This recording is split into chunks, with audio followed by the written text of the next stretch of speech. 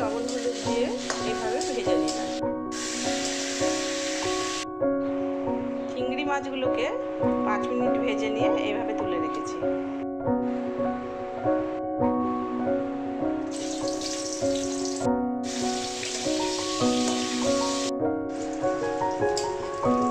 পটলগুলোকে এইভাবে লাল করে ভেজে তুলে নিয়েছি।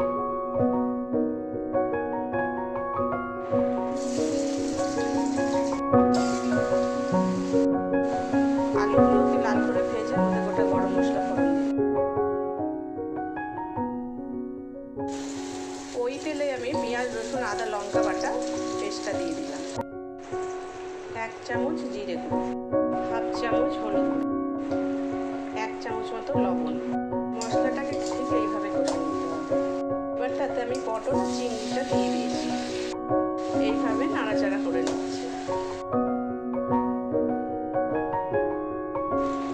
নাড়াচাড়া করে এবার আমি ডুবো ডুবো করে জল দিয়ে দিচ্ছি। এবার ঢাকনাটা দিয়ে ঢেকে দিলাম।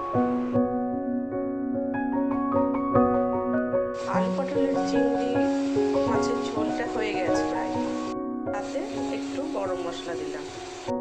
গরম মশলা দেওয়ার পরে এইভাবে একটু নাড়াচাড়া করে